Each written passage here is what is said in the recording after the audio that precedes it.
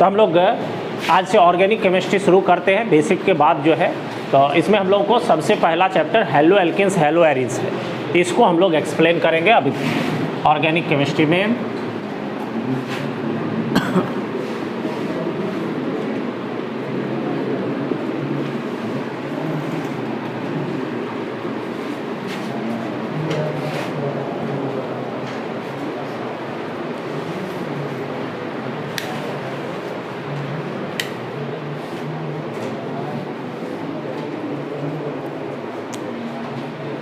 हम लोग halo alkanes और हेलो एरिन्स, तो सबसे पहले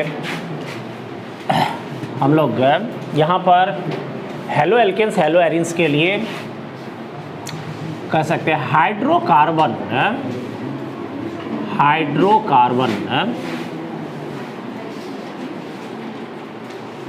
हाइड्रोकार्बन्स में यहाँ एलिफैटिक और एरोमेटिक कोई भी हो सकता है। तो एलिफैटिक और एरोमेटिक हाइड्रोकार्बन्स के हैलोजन डेरिवेटिव्स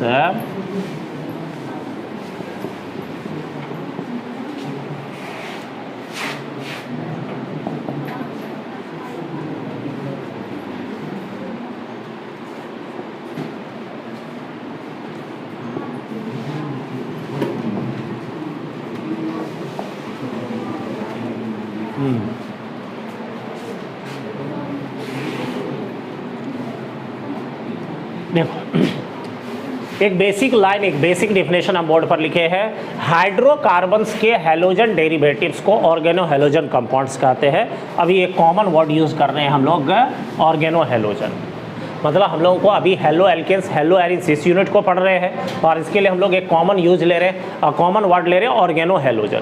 तो यहाँ पर डिफिनेशन पूरी तरह से क्लियर है कि हाइड्रोकार्बन्स, चाहे एलिफैटिक या एरोमेटिक, दोनों प्रकार के हाइड्रोकार्बन्स को हम लोग ले सकते हैं कि हैलोजन व्युत्पन्न, इट मीन्स हैलोजन व्युत्पन्न जो होगा वो किसका होगा? हाइड्रोकार्बन।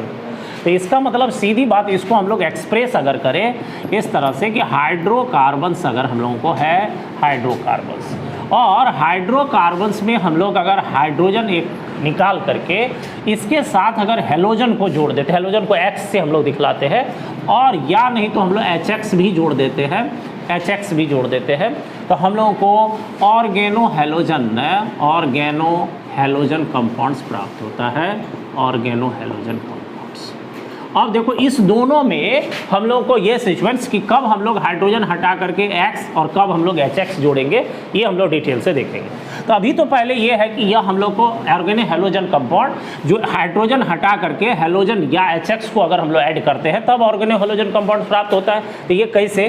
तो यहाँ हाइड्रोकार्बन, तो हाइड्रोकार्बन में जैसे अगर सामान्य बात अभी हम लोग करें तो हम लोग दो भाग में बांटे, हम लोग को सैचुरेटेड और अनसैचुरेटेड। तो सैचुरेटेड में पहला ग्रुप आ गया एल्केन का, दूसरा ग्रुप आ गया हम लोग को एल्कीन और एल्काइन का।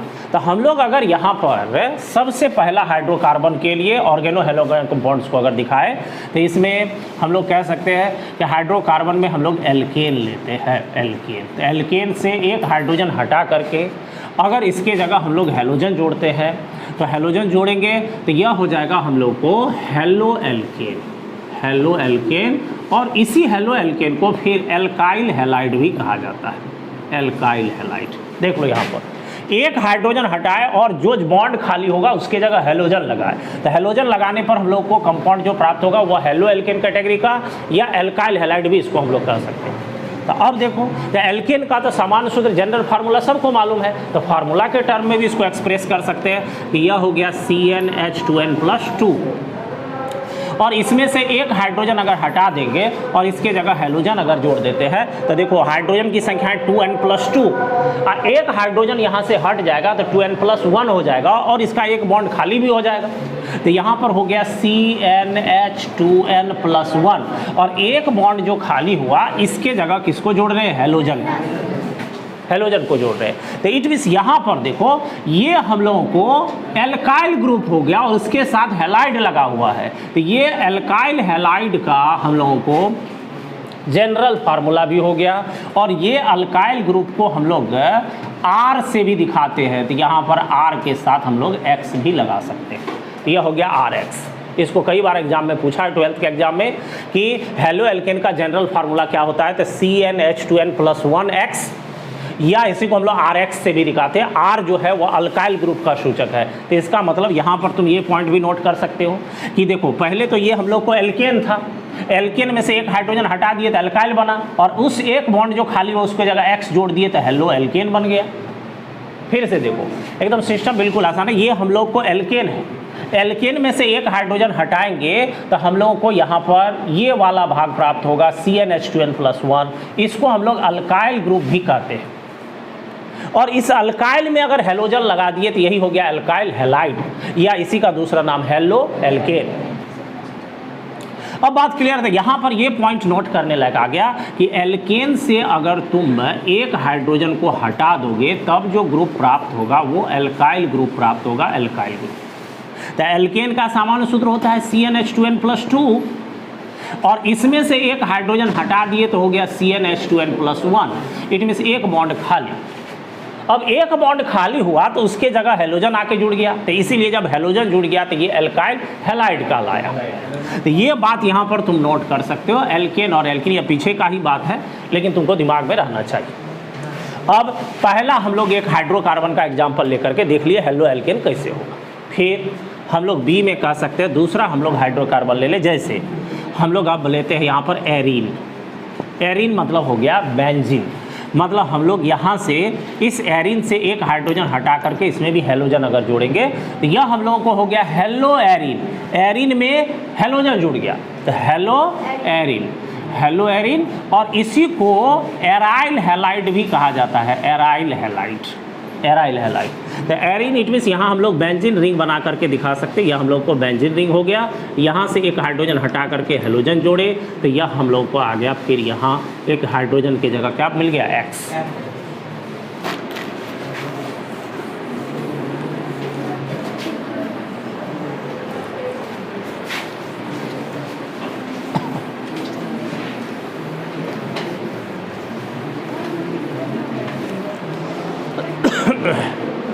देखिए ध्यान दो।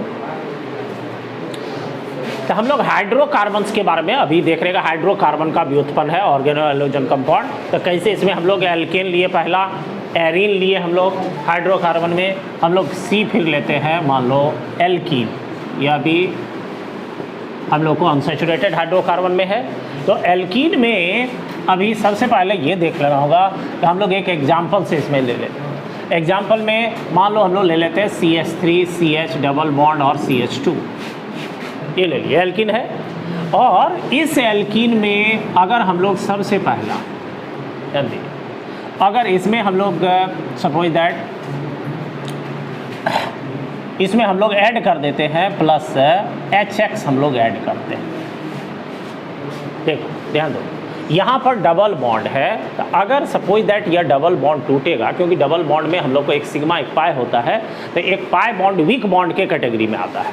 इसको लिख सकते हो सबको यहाँ साइड में, इसको कई बार पूछा भी है। तो अगर सिंगल बॉन्ड होगा, ये सिंगल बॉन्ड अगर होगा तो सिंगल बॉन्ड जो है वह तुमको सिग्मा बॉन्ड, इसको हम लोग कहेंगे सिग्मा बॉन्ड। अगर डबल बॉन्ड हुआ तो इसमें एक सिग्मा एक पाई, और ट्रिपल बॉन्ड हो गया तो एक सिग्मा और दो पाई, इस तरह से। तो पाई बॉन्ड जो है तुमको वीक बॉन्ड और सिग्मा बॉन्ड जो है वह स्ट्रॉन्ग बॉन्ड में आता है।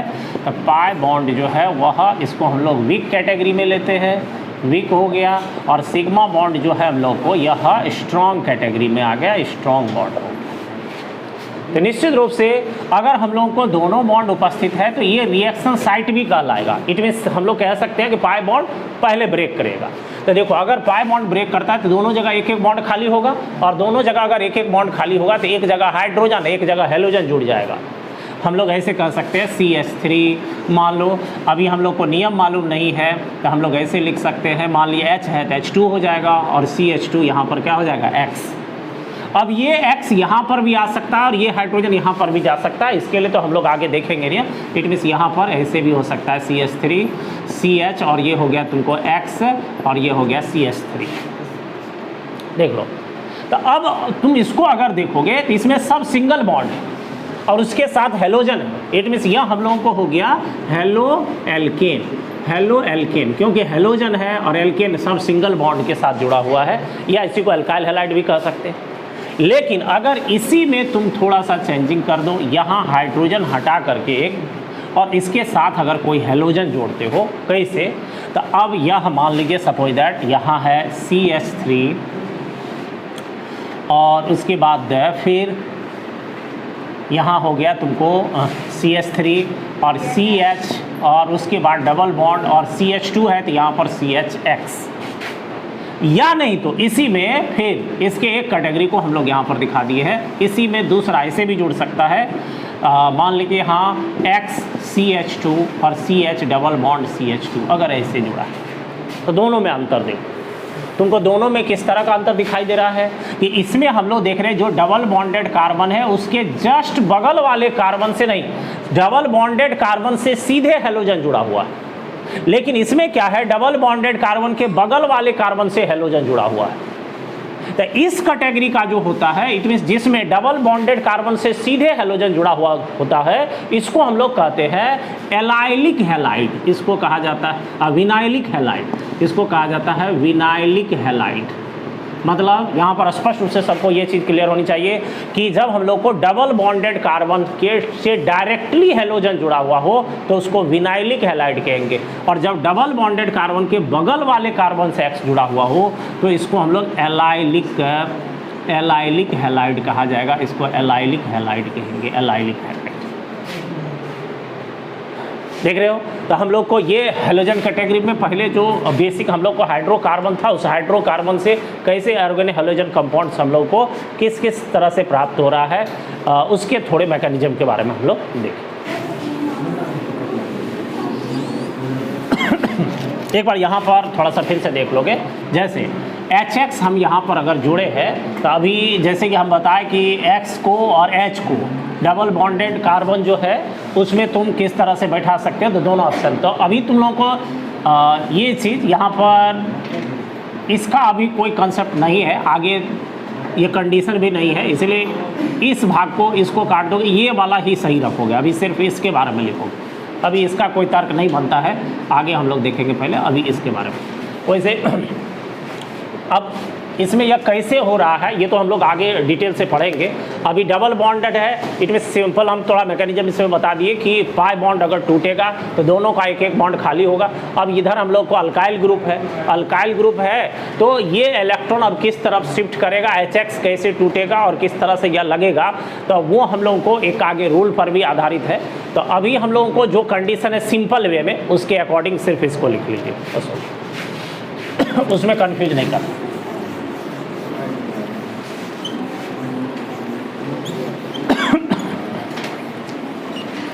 अब देखो, ध्यान दो, अब हम लोग यहाँ पर बेसिकली अभी ऑर्गेनो हेलोजन कंपाउंड्स के बारे में हम लोग जान लिए। किस तरह से जो डिफिनेशन था हम लोग को कि derivatives of halogen, derivatives of hydrocarbon, halogen derivatives कैसे हुआ ऑर्गेनिक हेलोजन कंपाउंड्स, उसके बारे में हम लोग देखें। अब हम लोग इसको क्लासिफाइड करते हैं, इट मीन्स वर्गीकृत करते हैं, बांटते हैं, किस किस तरह से बांट सकते हैं। हम लोग क्लासिफिकेशन वर्गीकरण के बारे में वर्गीकरण, अगर हम लोग क्लासिफिकेशन की बात करें, वर्गीकरण की बात करें, तो सबसे पहले हम लोग यहाँ क्लासिफाइड कर रहे हैं based on number of halogen atoms, based on halogen atoms. देखो अब ध्यान दो, हेलोजन एटम की संख्या कितनी है, 1 है, 2 है या 2 से अधिक है, उसके आधार पर हम लोग वो यहाँ पर क्लासिफाइड कर रहे हैं ऑर्गेनो हेलोजन कंपाउंड का। तो यहाँ organohalogen compound, organohalogen compounds की हम लोग बात कर रहे हैं। तो यहाँ पर देखो, अगर पहला तो हम लोग कह सकते हैं कि जब इसमें हेलोजन की संख्या सिर्फ 1 हो, इट मीन्स अगर 1 होगा तो इसको हम लोग कहेंगे mono halogen, mono halogen compounds, अगर 2 हुआ तो इसको हम लोग डाई हेलो कंपाउंड्स, अगर 2 से अधिक हुआ तो इसको हम लोग पॉली हेलो कंपाउंड्स कहेंगे, पॉली हेलो कंपाउंड्स।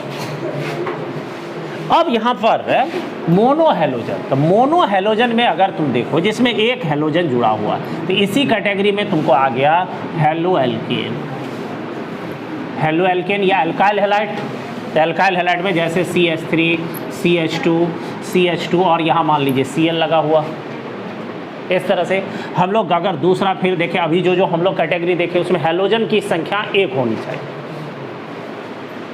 अब इसके बाद हम लोग फिर यहाँ पर जो कैटेगरी हम लोग विनाइलिक में भी लगाएंगे इसको, विनाइलिक हैलाइड। उसके बाद हम लोग फिर एलाइलिक वाले भी देखें, एलाइलिक हैलाइड। चौथा हम लोग फिर कह सकते हैं इसमें बेंजाइलिक हैलाइड, बेंजाइलिक हैलाइड।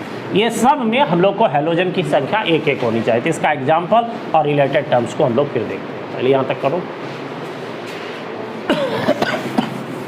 देखिए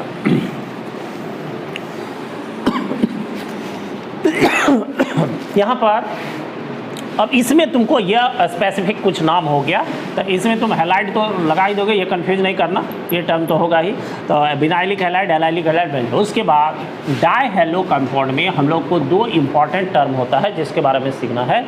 एक हो गया वीक डाईहैलाइड, वीक डाईहैलाइड, और दूसरा होता है जेम डाईहैलाइड।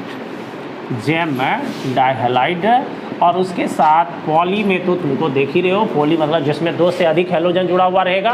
तो इसका जो हम लोग एक अलग स्टडी भी हम लोगों को होगा, लेकिन इसमें पॉली में 1 से हम लोग को 2 से अधिक हेलोजन जुड़ा होगा, तो उसको एग्जाम्पल के साथ हम लोग देखते हैं। पहले बेसिकली मोटे तौर पर इस तरह का कुछ नाम पहले इंडिकेट कर दीजिए, तब हम लोग एक एक को एग्जाम्पल के साथ समझते हैं डिटेल्स।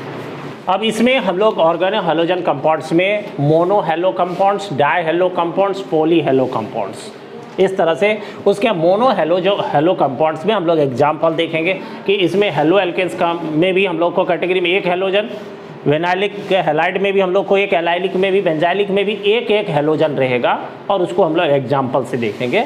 और इसमें हम लोग एक विशेष टर्म, इट मीन्स उसको हम लोग डिग्री कहते हैं, उसको भी हम लोग देखेंगे। उसके बाद इसमें भी कुछ विशेष नाम था, उसको भी इंडिकेट कर लिया हम लोग। अब देखो इसको और अच्छी तरह से अब समझने के लिए थोड़ा 2-3 बात पर तुमको ध्यान देना होगा, फिर हम लोग आगे बढ़े। सबसे पहला, अब तो यहाँ पर हम लोग बात तो कर रहे हैं हेलो एल्केन, हेलो एरिन्स का।